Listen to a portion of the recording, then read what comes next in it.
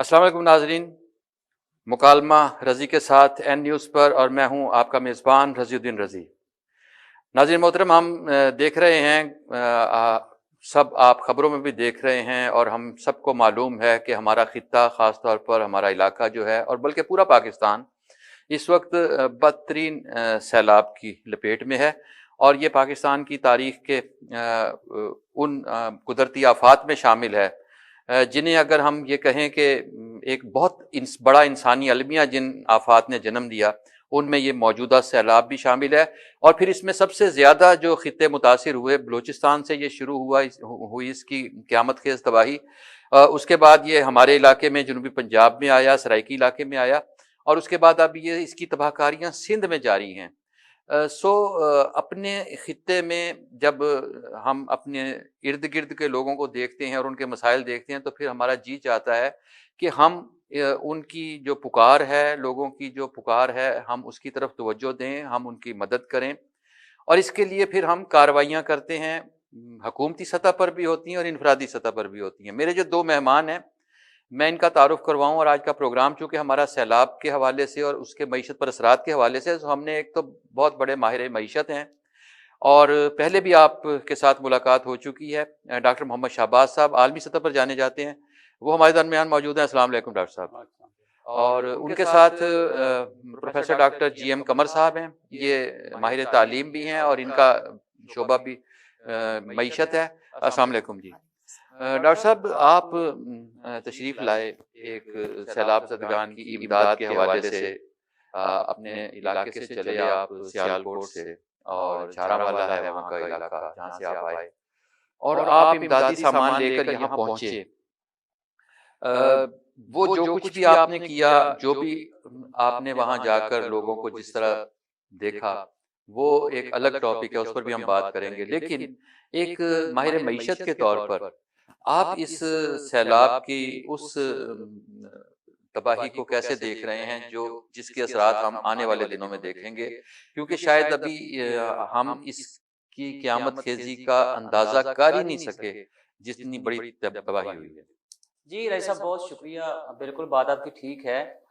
Event इस तरह के सानहे हो जाते हैं, लेकिन ये अपने असरात साल हर साल पीछे छोड़ जाते हैं, तो फिर जाहिर सी बात है जो ह्यूमन बीइंग उनको उन असरात का सामना करना पड़ता है।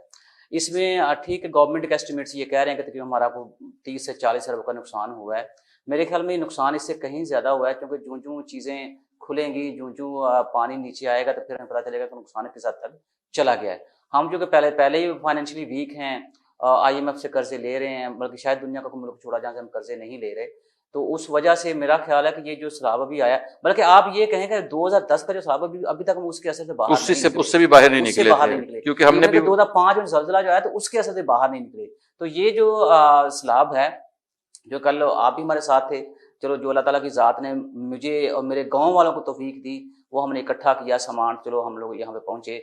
आपने कल एक चीज़ नोट नहीं की, मैं बड़ा इस चीज़ को, ठीक है वो मैं डिस्ट्रीब्यूशन में बिजी था, हमारे रवैये पहले ही बहुत ख़राब हैं, तो कल वो जो उन रवैयों से आगे के स्टेप्स है वो मैंने कल देखे हैं, तो मुझे लग रहा है कि आप माली जानी नुकसान को हम रिकवर नहीं कर सकते, माली नुकसान हम रिकवर कर लेंगे, लेकिन जो कौम का रवैया है या जो उन इलाकों के रवैये खराब हो चुके हैं इस हद तक, उनको मेरा ख्याल है कि ठीक होने में 30 से 40 साल का अरसा दरकार होगा। जो नफ्सियाती तौर पर तबाही का शिकार हो गए, गुर्बत के ऊपर लिखा मैंने, गुर्बत के ऊपर मैंने बातें की, लेकिन कल मैंने प्रैक्टिकली गुर्बत लोगों के चेहरों के ऊपर देखी है, और ये कहा जाता है कि गुर्बत जो है वो कुफर से ज्यादा खतरनाक, बल्कि गुर्बत की कोई इखलाकियात नहीं होती। और वो आप देखें, कल कुछ दोस्त एतराज भी कर रहे थे, लेकिन मैंने सोचा कि चूंकि हम सामान इन्हीं के लिए लेके आए हैं, तो उसमें मतलब कि वो कॉपिंग भी लोगों ने की, फिर वो दो दफा भी लोग आए, तो मैंने लोगों को सिर्फ इसलिए नहीं रोका, पता चल जाता है कि चूंकि ये सामान है इनके लिए, अब क्या करें, ये रोटी के लिए झूठ बोल रहे हैं, रोटी के लिए ये मतलब दो दफा आ रहे हैं, क्योंकि जैसे कल आप भी कह रहे थे,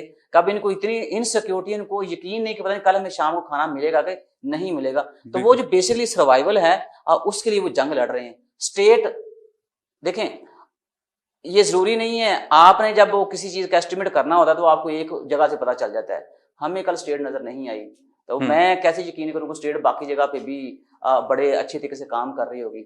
आपको प्राइम मिनिस्टर साहब के रिलीफ फंड के अंदर भी पैसे चाहिए, آپ لوگوں کو ہر مہینے بجلی کے اندر فیول ایڈجسٹمنٹ پرائز کی فارم میں بجلی کی قیمتوں میں اضافہ بھی چاہیے اس پیسے سے. پھر آپ کو تیل کی قیمتیں, چاہے انٹرنیشنل مارکیٹ میں تیل کی قیمتیں کم ہوں, لیکن آپ نے یہاں ریلیف نہیں دینا کیونکہ سیلاب آ گیا ہے.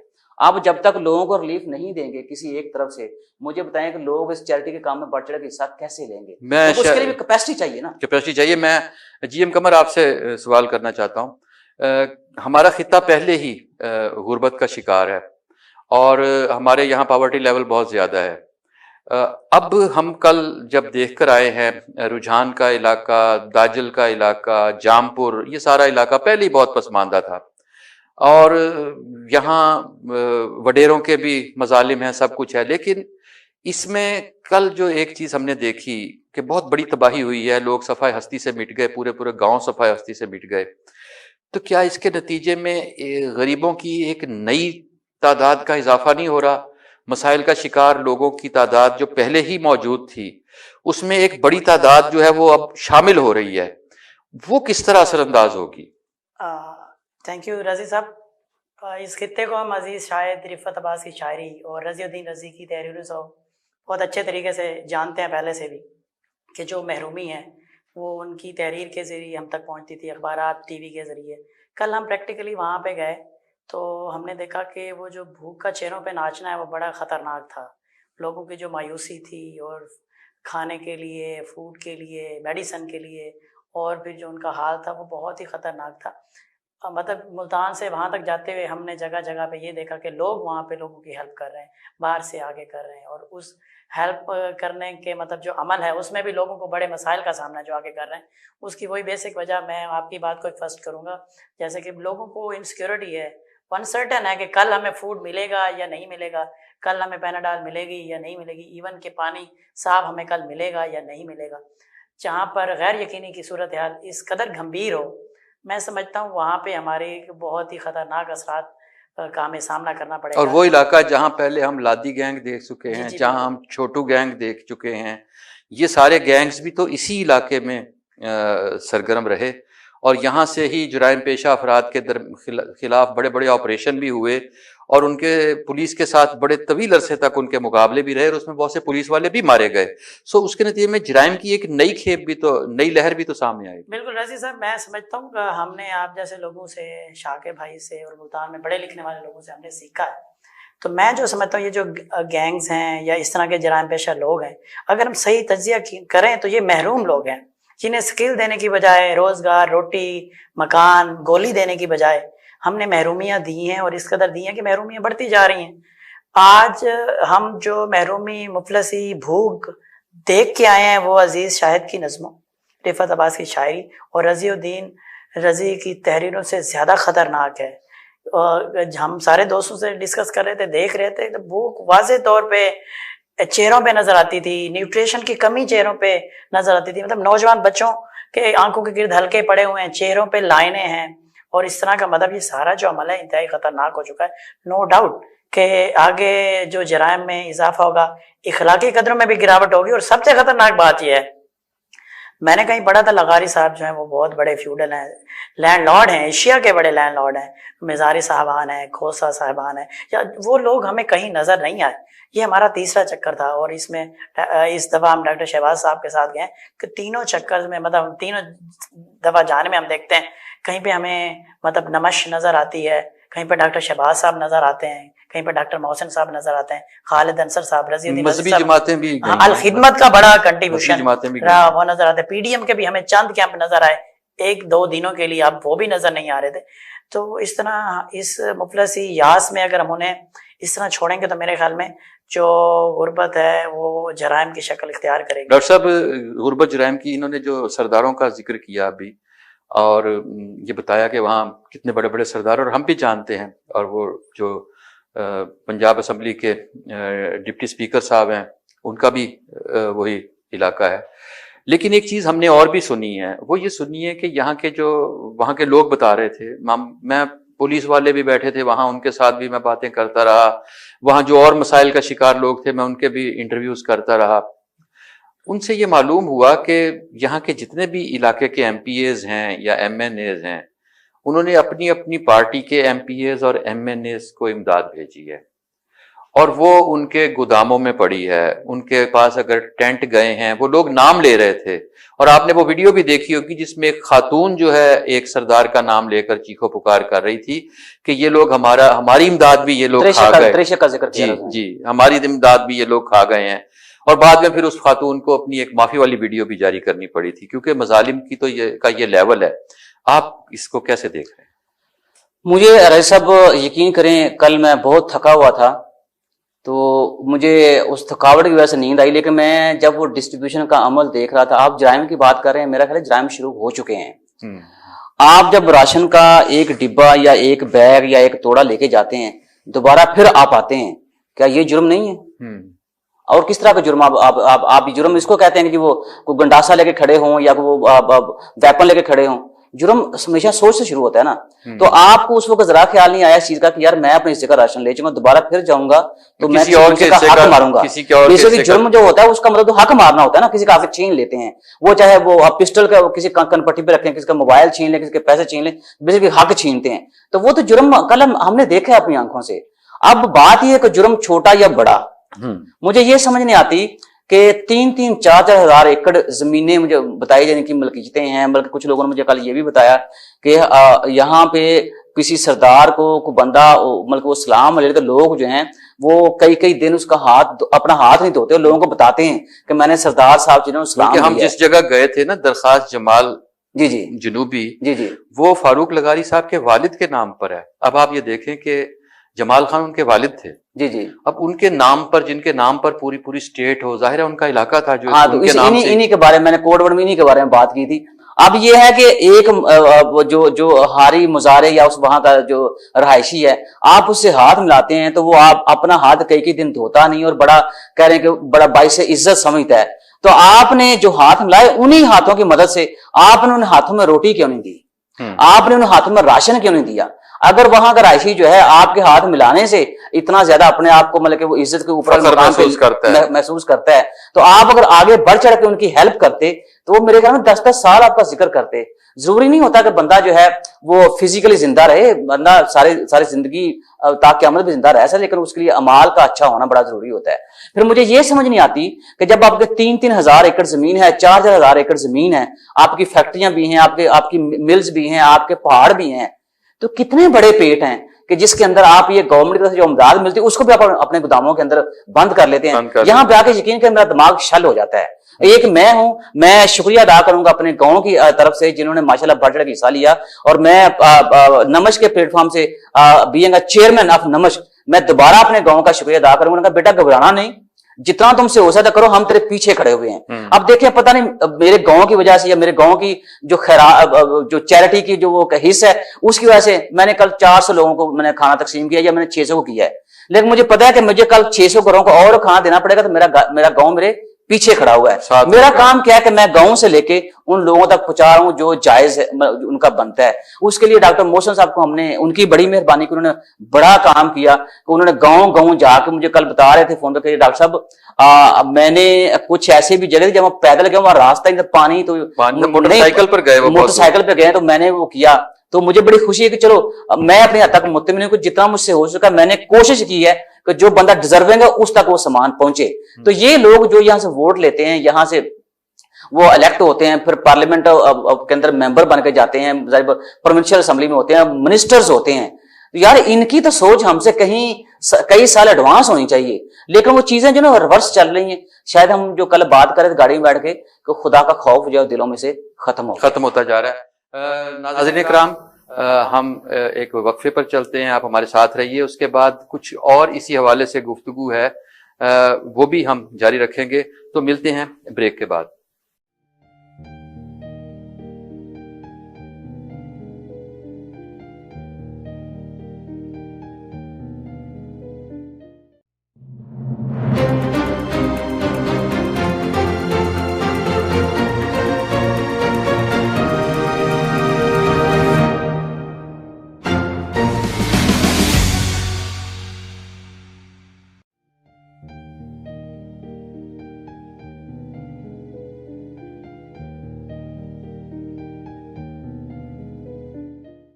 جی ناظرین کرام، خوش آمدید کہتا ہوں دوبارہ آپ کو مکالمہ رضی کے ساتھ این نیوز پر.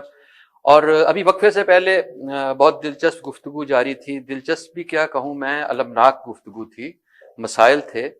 اور ان میں ایک سوال میرے ذہن میں آ رہا تھا جو میں قمر صاحب آپ سے سوال پوچھنا چاہتا ہوں کہ یہ جو بھی ہم نے دیکھا، ابتدا تو ہوئی تھی کوہ سلیمان کی رود کوہیوں سے، اور وہ رود کوہیاں پہلے بھی آتی تھیں، لیکن اس مرتبہ انہوں نے زیادہ تباہی پھیلائی.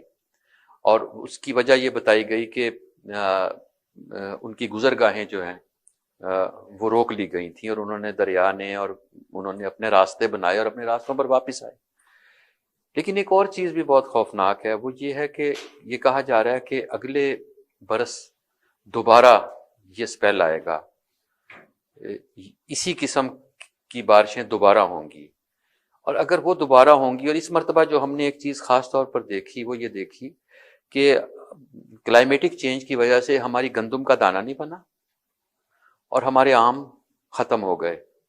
اور جو ایک چیز میں اور دیکھ رہا ہوں وہ یہ ہے کہ ربی اور خریف، یہ دو فصلیں جو ہماری ہیں، ان کا فرق بھی ختم ہوتا جائے گا. ہماری یہ فصلیں ڈیمیج ہو جائیں گی، ان کے ہمارے جو سیزن ہے فصلوں کے یہ ڈیمیج ہو جائیں گے. آپ اس بارے میں کیا کہتے ہیں؟ شکریہ رضی صاحب. اس کے مختلف فیکٹرز ہیں. تو سب سے پہلے تو ہم دیکھتے ہیں کہ انٹرنیشنل جو کلائمیٹ فیکٹرز ہیں وہ، اور اس کے بعد ہم لوکل کی طرف آئیں گے. ہم دیکھتے ہیں لاسٹ ایئر ہم نے بڑا شور سنا تھا چائنا میں فلڈس کا، بٹ ان کے پاس ایک سسٹم ہے، ایک میسو لیول پہ فلڈس کے بعد انہوں نے کنٹرول کیا. پھر ہم نے موسمیاتی تبدیلیوں کے برے اثرات حال ہی میں جاپان میں ہم نے سنے. پھر اس کے بعد آسٹریلیا جو ہے وہ میسو فلڈز ابھی 3 months ago مطلب وہ بھگتتا رہا ہے، اور آسٹریلیا جیسا ترقی یافتہ ملک جو ہے وہ بے بس تھا. اس کے ساتھ ساتھ ہم یہ دیکھتے ہیں کہ یہ سارا مطلب اس طرح سے لاسٹ 120 years میں جو ہمارا درجہ حرارت ہے وہ 2 سینٹی گریڈ بڑھ گیا ہے، جو کہ اس کے بڑھنے کی رفتار 50% زیادہ ہے جس سے مطلب جتنی ہونی چاہیے تھی. تو اس طرح سے پھر بارشیں بھی زیادہ ہوں گی، گلیشیئرز بھی پگھلیں گے، اور بھی مسئلے مسائل ہوں گے جس سے فلڈز وغیرہ یہ ساری چیزیں جو ہیں وہ ہمیں متاثر کریں گی. اور ہم تو ایسے ممالک ہیں جو موسمیاتی تبدیلیوں کے حوالے سے کوئی کام ہی نہیں کر رہے. ہم تو درختوں کو کاٹ رہے ہیں، ہم تو دھڑا دھڑ اپنے درختوں کو تباہ کر رہے ہیں. ہم تو اپنے ہاں ہم اپنے شاپر نہیں ختم کر سکے اپنے علاقوں سے، کیونکہ طاقتور لوگ جو ان کی شاپر فیکٹریاں ہیں. بالکل آپ صحیح کہہ رہے ہیں. پچھلے سال جب ہم عالمی ماحولیاتی ڈے ہوسٹ کر رہے تھے تو کسی آپ کی قبیلے کے صحافی نے زرتاج گل سے سوال کیا تھا کہ آپ مطلب کیا بات رکھتی ہیں، گرمی بڑھ رہی ہے، ٹیمپریچر بڑھ رہا ہے، کلائمیٹ چینج. تو اس نے کہا تھا ہاں واقعی بڑھ رہا ہے، میرا کلر تھوڑا سا فیڈ ہو گیا ہے لیکن میں اپنے ماں باپ کو اب بھی پیاری لگتی ہوں. مطلب اس طرح کے ہمارے پالیسی میکر منسٹرز جب بات کریں گے تو وہ کب دنیا کے بڑھتے ہوئے درجہ حرارت کو سمجھیں گے، کب وہ موسمیاتی تبدیلیوں کو سمجھیں گے، اور کب وہ ایک انوائرمنٹل کمپین لانچ کریں گے کہ جیسے ڈاکٹر شہباز صاحب کہتے ہیں کہ اب بلین نہیں ٹریلین ٹریز کی ہم بات کریں. تو میں سمجھتا ہوں پاکستان کو بڑے خطرناک اثرات کا سامنا کرنا پڑے گا، اور نیکسٹ ایئر جو ہے وہ اس سے بھی خطرناک ترین سیلاب ہوں گے. اب جو ماہر ماحولیات ہیں ان کی ساری کیلکولیشنز جو انہوں نے تجویز کی ہیں، کہتے ہیں اگر دنیا وہ ساری بھی کر لے تو پھر بھی دنیا کا ٹیمپریچر جو ہے وہ بڑھے گا. اگر ہم وہ سارے میز ہو بہو ویسے یعنی ہم اتنا تباہ کر چکے ہیں، ہم اتنا مطلب وہ کر چکے ہیں، تو اس کے بعد دیکھیں جو ترقی یافتہ ممالک ہیں وہ تو بھگتیں گے، سو بھگتیں گے. ہم جیسے پسماندہ ممالک جو ہیں وہ کیسے بھگتیں گے؟ آپ نے بڑی فصلوں کے حوالے سے بڑی اہم بات کی. میرا تھوڑا ایگریرین بیک گراؤنڈ ہے تو آپ دیکھیں اس میں آپ نے گندم کی بات کی، وہ بالکل صحیح درست بات ہے. اور عام مطلب ہمارا خطہ جو ہے عواموں کے حوالے سے کپاس ختم ہو گئی، بڑی شہرت رکھتا ہے. کپاس کو اب دیکھیں جب درجہ حرارت بڑھ رہا ہے تو کپاس کو مطلب اس کی جو وہ پھول اور گڈی وہ ساری اس درجہ حرارت میں وہ سسٹین نہیں کر رہی. پچھلے سال بھی پیداوار میں شدید ترین کمی آئی تھی درجہ حرارت کی وجہ سے. اس سال بھی درجہ حرارت نے متاثر کیا ہے، اور اس کے ساتھ ساتھ پھر بارشوں کا آنا اس نے پھر جلتی پہ تیل کا کام کیا ہے. ہماری جو اوسط جو مطلب ہے فی ایکڑ پیداوار 22 من 24-25 من سے اب 9-10 اور میکسیمم 12-13 پہ جا چکی ہے. تو یہ ایک اتنا دنیا کی جو پیداوار ہے وہ بڑھ رہی ہے، ہماری جو موسمیاتی تبدیلی کی پیداوار ہے وہ سکڑ رہی، کم ہو رہی. تو ہمیں بہت زیادہ چیلنجز کا سامنا ہے. نہ ہماری کوئی مطلب کوئی ایجوکیشن ہے اس طرح کی سبق کہ ہم درخت کو لگا کے ماحول کو بچا سکتے ہیں، پلاسٹک کا یوز مطلب ہم ترک کر سکتے ہیں. پلاسٹک کو 700 سال تک کہتے ہیں جی وہ وہ ڈسپوز آف ہی نہیں ہوتا. تو اب ایک تحقیق کے مطابق کہ جہاں جہاں پہ دنیا میں پانی ہے تو وہاں پہ پانی کے نیچے جو ہے وہ پلاسٹک کی تہہ تقریباً بن چکی ہے. تو مطلب ایک آبی حیات متاثر ہو رہی ہے. وہ پانی جب ہمارے پاس آئے گا تو اس طرح سے پولوٹیڈ اور مطلب بڑا مسئلہ ہوگا. اور پاکستان میں آخری حصے کی طرف آتا ہوں.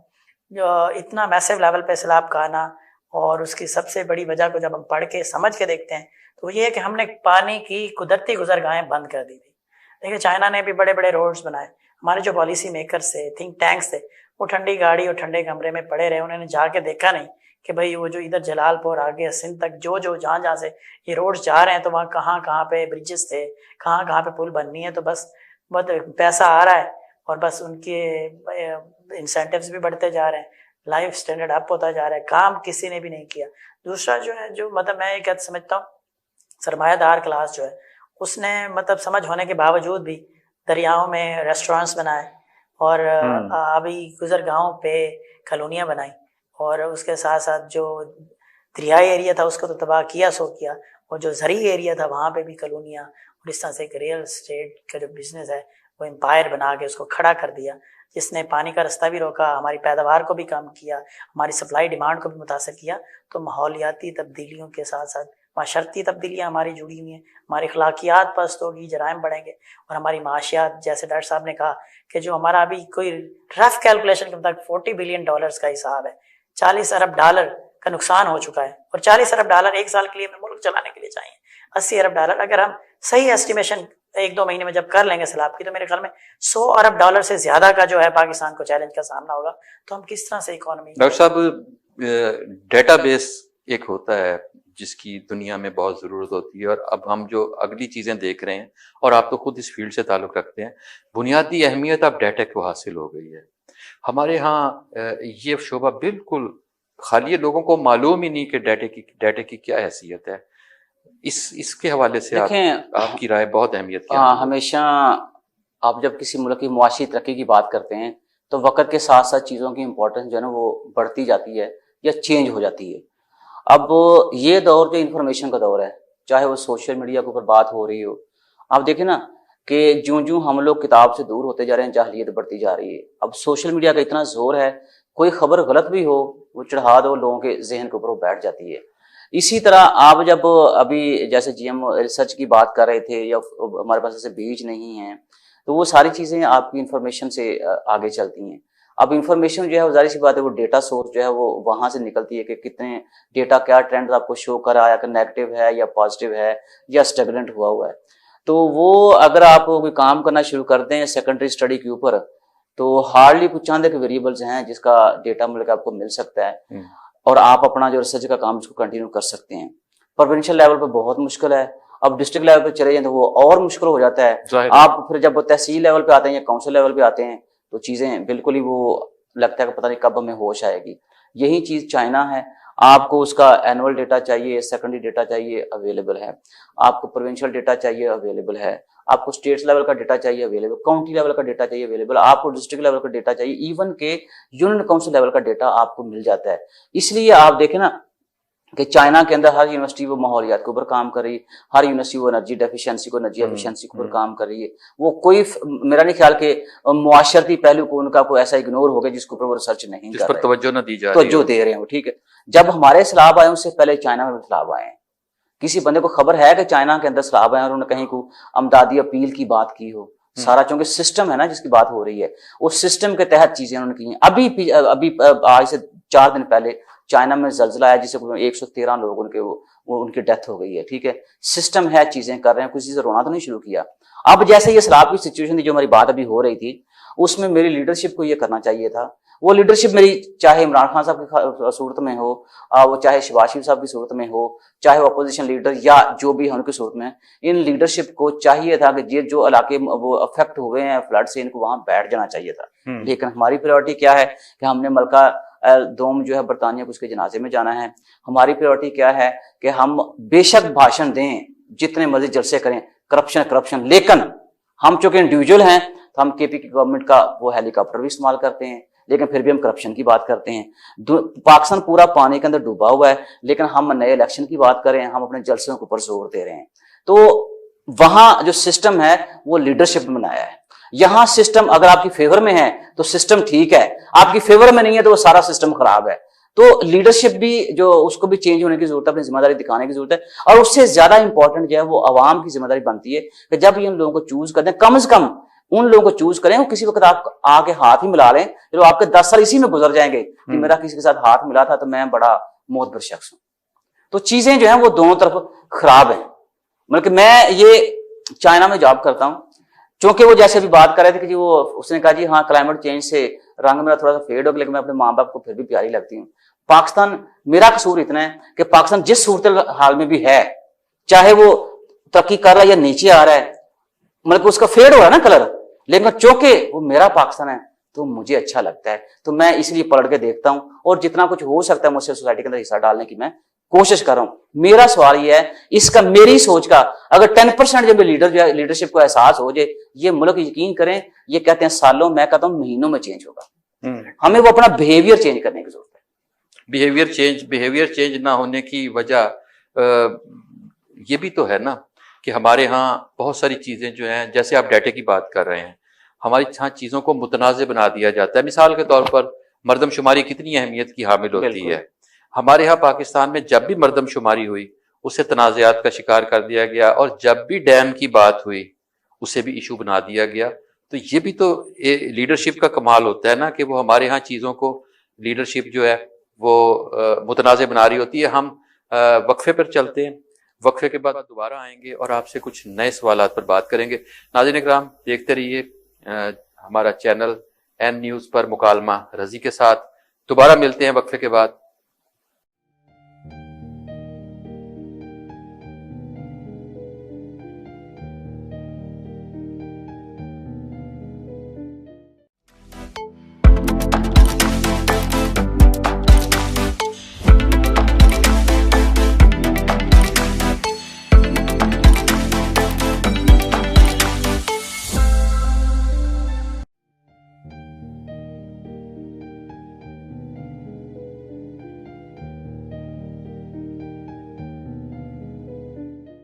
جی ناظرین اکرام, ہم دوبارہ آپ کو خوش آمدید کہتے ہیں مکالمہ رضی کے ساتھ این نیوز پر. اور ابھی وقفے سے پہلے ہماری گفتگو جاری تھی ڈاکٹر شہباز صاحب سے اور جی ایم قمر صاحب سے. قمر صاحب, آپ کی طرف ایک سوال ہمیں ذہن میں آتا ہے. کل ہم بھی وہاں موجود تھے, امدادی سامان کی تقسیم کو ہم دیکھ رہے ہیں, اور جیسے وڈیروں کی ابھی گفتگو ہوئی, جیسے بہت سارے اور لوگوں کی, اداروں کی گفتگو ہوئی, لیکن ایک سوال یہ بھی پیدا ہوتا ہے, اور ہم نے بہت سا, میں نے خود بھی اس کو پروب کیا کہ بعض جو غیر سرکاری تنظیمیں ہیں, بعض این جی اوز جو ہیں, انہوں نے امداد کے نام پر بہت کچھ جمع کیا اور اس کے بعد انہوں نے اس انداز میں تقسیم نہیں کیا جیسا کیا جانا چاہیے تھا. اصل میں ہمارے ہاں پرابلم یہ ہے کہ چونکہ ادارے جو ہیں جن کا کام ہے وہ کام نہیں کرتے, تو پھر موقع سے فائدہ اٹھاتے ہیں لوگ, اور وہ انفرادی سطح پر پھر اس طرح کے کام کرتے ہیں. تو یہ سارا کام چونکہ سسٹم کے تحت نہیں ہو رہا, مثلا این ڈی ایم میں ہے, نیشنل ڈیزاسٹر مینجمنٹ اتھارٹی ہے, اس میں بڑی بڑی تنخواہیں لینے والے موجود ہیں. کیا یہ ان کا کام نہیں تھا کہ وہ اس سسٹم کو اس انداز میں بناتے کہ امداد کا سسٹم کہیں چینلائز ہوتا اور پھر لوگوں تک اس کی تقسیم جو ہے وہ منصفانہ طریقے پر؟ یہ بہت اہم بات ہے یہ. اور این ڈی ایم کے حوالے سے تو ہمارے ہاں جو کرپشن کی داستانیں ہیں وہ اب تقریباً زبان زدہ عام ہو چکی ہیں. کووڈ میں بھی اس طرح کے جو سیل بنائے گئے یا اس کی جو برانچیں تھیں یا جو لوگ تھے انہوں نے خوب مطلب وہ سارا کچھ کیا. تو اب اس وقت توقع رکھنا کہ وہ اس طرح سے اس آفت زدہ گھڑی میں وہ کام کریں گے, میں سمجھتا ہوں یہ بڑی عجیب سی بات ہوگی. ہماری جو تاریخ ہم دیکھتے ہیں, ہمارے بڑے بڑے پولیٹیشنز بے اعتراض لگے کہ کچھ لوگوں نے ہار رکھ لیے, کچھ لوگوں نے امپورٹڈ کمبل رکھ لیے جو غریب لوگوں کے لیے گزشتہ سیلابوں میں, اور کچھ لوگوں نے اپنے گھر کھانا, گندم اور یہ ساری چیزیں اسٹاک کر لی, اور میڈیا پہ یہ باتیں زبان زد عام بھی ہوئی. تو اس ساری مطلب آفت میں, اس ساری مطلب چالاکیوں میں ہم کس طرح سے یہ امید رکھ سکتے ہیں کہ ہمارے ادارے جو ہیں وہ اس طرح سے کام کریں گے. پولیٹیشینز مطلب پارلیمنٹ ہمارا میں سمجھتا ہوں ایک بڑا ادارہ ہے, بہترین سپریم ادارہ ہے, ہونا بھی چاہیے. وہ اس کے جو نمائندگان ہیں وہ اس طرح سے کام کر رہے ہیں, تو کبھی کمبل چھپا لیتے ہیں, کبھی ہار چھپا لیتے ہیں, کبھی کھانا, کبھی فوڈ, دوائیاں. تو اس صورتحال میں میں نہیں سمجھتا کہ کوئی بھی ادارہ ہم بنا کے صرف اپنے لوگوں کو ہی نوازیں گے, بس کوئی اور کام نہیں کر سکتے ہم کسی طرح سے. اب پارٹی لیولز پہ ہم دیکھیں مختلف پارٹیز نے اپنے ہی لوگوں کو فنڈ کیا ہے, اور وہ لوگ ہمیں نہ سوابی میں نظر آ رہے ہیں, نہ سندھ میں نظر آ رہے ہیں. سندھ میں بس کچھ لوگ نظر آ رہے ہیں. میں سمجھتا ہوں کہ اب آپ سندھ میں جب آپ دوستوں سے بات کرتے ہیں تو پتہ چلتا ہے کہ بس وہ بھی فوٹو شوٹ کے لیے لوگ آتے ہیں. اس کا ریئیکشن بھی عوام نے دیا کہ بس اب آپ فوٹو بنوانے کے لیے آئے ہیں, تو کام تو آپ لوگ کر نہیں رہے. اس طرف تو ہمارا مطلب آنا جانا زیادہ رہا ہے, تو ہمیں آج تک کوئی مطلب سیاسی دوست نظر نہیں آیا. میں جس خطے سے تعلق رکھتا ہوں وہاں کے لوگوں کی یہاں سیاسی وابستگیاں بہت زیادہ ہیں. تو مجھے جن باتوں کا پتہ چلا ہے وہ تو کچھ اور باتیں تھیں, اسلام آباد میں ملنا, لاہور میں ملنا, کہیں پہ پارٹیاں, کہیں پہ کیا, تو اور دکھاوا کچھ اور, دکھاوا کچھ اور, کوئی اس طرح کی بات ہوئی نہیں ہے. تو اس ساری صورتحال میں سمجھتا ہوں کہ ہمارے جو ادارے ہیں وہ برائے نام ہوتے ہیں. اگر ہمارے ادارے کام کرتے ہوتے تو ہم سالہ سال اس طرح کے سیلابات کو مطلب سہ رہے ہوتے. اب جیسے آج ہم ڈسکس کر رہے ہیں جی اگلے سال بھی اس سے برا سیلاب ہوگا, تو اگلے سال بھی ہم نے کوئی اقدامات نہیں کرنے, اگلے سال ہمارا کوئی ادارہ کوئی کام نہیں کرے گا. ہاں ادارے کام کریں گے, وہ کسی جاگیردار کی فصل کو بچانے کے لیے شہر کی طرف یا کسی بستی کی طرف سیلاب کا رخ ضرور موڑیں گے. اگر ہم یہ توقع رکھیں کہ وہ اس طرح کی کوئی مینجمنٹ کریں گے یا پلاننگ کریں گے کہ ہم سیلاب سے بچا جائے, یا اس کے بعد جو اقدامات کیے جائیں, کم از کم ہمارا مطلب سوال بھی میں غیر سنجیدہ سوال ہوتے ہیں اگلی آفت میں. آپ کو ایک شعر سناتا ہوں اور اس کے بعد میں آتا ہوں ڈاکٹر صاحب کی طرف. تو آپ نے ابھی جو بات کی بند توڑنے کی, مجھے ایک شعر یاد آ گیا کہ دریا پل نہ کر مسمار میرے, ابھی کچھ لوگ ہیں اس پار میرے. یہ بہت اس حوالے سے ڈاکٹر صاحب میں شاعری کی باتیں آپ سے بھی میں ابھی دوبارہ کروں گا, لیکن ابھی ڈالر کی بات کرنی ہے. ہم نے یہ دیکھا کہ ڈالر کنٹرول نہیں ہو رہا. پہلے کچھ اور وجوہات بتائی جا رہی تھیں. پہلے یہ کہہ رہے تھے چونکہ آئی ایم ایف کی امداد نہیں ملی, ہمارے پاس معیشت میں یوں ہے منہ ہے, وہ سارا کچھ بھی تھا. لیکن ہمارا آئی ایم ایف کی امداد بھی آ گئی, اور ممالک نے بھی امداد دے دی. ہمارے نہ ڈالر کی رفتار جو ہے وہ کنٹرول ہوئی ہے, اور نہ پٹرول کی پرواز میں کمی آئی ہے, اور دنیا بھر میں پٹرول جو ہے, تیل جو ہے, اس کی قیمت جو ہے وہ کم ہو رہی ہے. دیکھیں اس میں جو ڈالر کی بات ہے اس میں میرا 2 فیکٹرز بڑے پرومیننٹ ہیں. میں نے ایک پروگرام میں بات کی تھی کہ پولیٹکس اکنامکس اور اکنامکس کی پولیٹکس ہے, اور جب ہم اکنامکس کی بات کرتے ہیں پولیٹیکل اسٹیبلٹی جو ہے اس کو ہم کسی بھی صورت اگنور نہیں کر سکتے. آپ دیکھیں جب سے رجیم شفٹ ہوا ہے اور جو ہماری سابقہ گورنمنٹ تھی اس نے کتنا سکون جو ہے وہ پرووائڈ کیا ہے پی ڈی ایم اے کی گورنمنٹ کو کہ وہ تھوڑا سا یہ کام کر لے. وہ خط بھی ریلیز ہوئے آئی ایم ایف کو, پھر وہ فون کالز بھی لیک ہوئیں جس کے اندر باقاعدہ بتایا گیا کہ ان کو ٹف ٹائم دیں. ہمارے پرائم منسٹر صاحب جو ہیں یا ہمارے سر چیئرمین جو ہیں ان کو مطلب انہوں نے بڑا مشکل میں ڈالا ہوا ہے. تو اوور آل اگر بات میں کروں تو شاید ملک جو ہے کسی کی پریورٹی میں نہیں ہے. ہر بندہ اپنے اپنے حساب کے لیے اپنے انداز کے لیے کام کر رہا ہے. اور میں نے پہلے بھی پچھلے سیگمنٹ میں بات کی تھی کہ اگر آپ کی فیور میں فیصلہ ہو تو عدالتیں ٹھیک ہے, اگر فیصلہ آپ کے اگینسٹ ہو جائیں تو پھر ججز جو ہے وہ کہہ لیں کہ وہ کمپرومائز ہو گئے ہیں. تو ہمیں یہ بھی چیزیں نقصان. اب آئی ایم ایف کو خط لکھنے کا مطلب کیا تھا؟ کیا کوئی ڈالر سے سروکار ہے آپ کو؟ نہیں.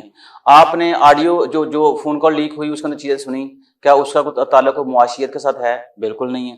اور کیا آپ ابھی بھی اس صورتحال کے اندر کیا آپ کو جلسے کرنے چاہیے؟ نہیں کرنے چاہیے تھا, آپ کو قوم کے ساتھ چلنا چاہیے تھا, لیکن چیزیں چل رہی ہیں. اور یہ بھی اکنامک انسٹیبلٹی جو ہے اس کی طرف وہ اشارہ کر رہی ہے. آپ جناب والا جو گورنمنٹ کے عوام کے ریسورسز وہ اپنے ذاتی استعمال کے لیے وہ ان کو خرچ کر رہے ہیں, ایسا بھی نہیں ہونا چاہیے تھا. اچھا اب یہ تو چیز ہوگی کہ یہ جو ظاہر سی بات آئی ایم ایف جو ہے وہ بھی دیکھ رہی ہے کہ اس نے کسی گورنمنٹ کے ساتھ سائن کرنا ہے, ملک کا سائن کرنا ہے. کیونکہ ہم یہ کہیں لیں جی وہ پی ٹی آئی گورنمنٹ آئی تھی اس نے معاہدہ سائن کر دیا. نو, معاہدہ پاکستان کے ساتھ سائن کیا تھا اس نے, تو پاکستان کو جو معاہدے کے اندر ٹرمز اینڈ کنڈیشنز کو پوری بھی کرنی چاہیے. آپ نے جان بوجھ کے چھوڑ دیا کہ ٹھیک ہے اگلی گورنمنٹ آئی تو اس کے لیے ٹف ٹائم ہوگا. تو आप ये चीजें देखें ना, जैसे Internationally मैं बिहेवियर की बात करूं, हमारे जो बिहेवियर है उसके अंदर चेंज आना बड़ा जरूरी है। उसकी वजह से डॉलर के ऊपर प्रेशर पड़ा, ठीक है। फिर उसके बाद वो मुआहदा साइन होना था, इंटरनेशनल बॉडीज ने कहा जी आप पहले IMF के साथ मुआहदा साइन कर लें तो हम आपको इमदाद जो है वो, और यही डॉलर जो 249 252 पे जाके जनाब थोड़ा सा वापस आया। लेकिन अब हुआ क्या, सैलाब आ गया। अब जब सैलाब आया, अब फॉरेन इन्वेस्टर जो है वो ये भी देख रहा है कि मैंने अगर इन्वेस्टमेंट करनी है पाकिस्तान में तो क्या इनके पास वो सिस्टम है कि मेरी इन्वेस्टमेंट जो वो सेफ रहेगी। तो वो इस वजह से भी थोड़ा सा वो कह लें कि वो रिलक्टेंट हुआ है कि मैं जाऊं या ना जाऊं। फिर ऊपर से जो हमारे घर का जो माहौल है उसकी वजह से भी चीजें खराब हो रही। अब चूंकि सैलाब आ गया है, आप पहले तेल इंपोर्ट कर रहे थे, अब गैस इंपोर्ट उसको भी डॉलर आपको देना पड़ना था। अब हुआ क्या है कि आप ये कह रहे हैं, एस्टिमेट जो नजर आ रहा है कि फसलें सारी तबाह हो गई, लाइफ स्टॉक मवेशी वगैरह वो सारे खत्म हो गए, घर खत्म हो गए लोगों के। गंदम इंपोर्ट करनी पड़ेगी आपको, प्याज इंपोर्ट करना पड़ेगा आपको, टमाटर इंपोर्ट करना पड़ेगा, आलू इंपोर्ट करना पड़ेगा, अदरक, दालें, चना, each and everything from the agriculture sector you have to import. उसके लिए मुझे बताएं, पाकिस्तानी करेंसी तो कोई बंदा कबूल नहीं करेगा, तो क्या चाहिए आपको इंटरनेशनल करेंसी चाहिए। वो इंटरनेशनल करेंसी क्या होगी आपकी, डॉलर होगा। तो आपके रुपए के ऊपर मजीद दबाव नहीं आएगा, बिल्कुल आएगा, और हो सारी चीजें इससे आगे खराब भी हों। इसलिए मैंने आपसे कहा था कि अभी जो ये सैलाब आया है इसके असर जो आपको आने वाले 2-3 सालों में पता चलेगा कि एग्जैक्टली नुकसान हमारा कितना हुआ है। अब अगर ये लोग आपको कह रहे हैं जो डॉलर कंट्रोल हो जाएगा, हो सकता है उनके अपने एस्टिमेट्स हों, लेकिन मेरा जो तज्जिया वो ये कह रहा है कि डॉलर आने वाले दिनों में मजीद स्ट्रांग होगा। ये सिचुएशन है। क्यों? क्योंकि जब सारा ही आप इंपोर्ट के ऊपर चले जाएंगे तो मुझे बताइए कि अब ये जो एरिया बच गया है उसमें ये भी GM साहब कह रहे हैं जी कुछ जो फ्यूडल तो हैं, हमारे लिए जरूरी है कि हम डॉलर में ही इंपोर्ट करें। मिसालें तो और भी मौजूद हैं। अभी देखें अभी हमारे प्राइम मिनिस्टर शंघाई ताउन तंजीम में गए तो वहां पे ईरान अभी उसका मेंबर बना है, तो वहां ये तय हुआ है कि जहाँ पे बोला आप जो सेम सिंगल करेंसी जैसे लाइक यूरो उसमें ट्रेड करें। इससे पहले सार्क के अंदर भी ये बातें थी। इशू ये नहीं है कि वो मशवरे, इशू ये कि उसके ऊपर इम्प्लीमेंटेशन जो है वो होनी चाहिए।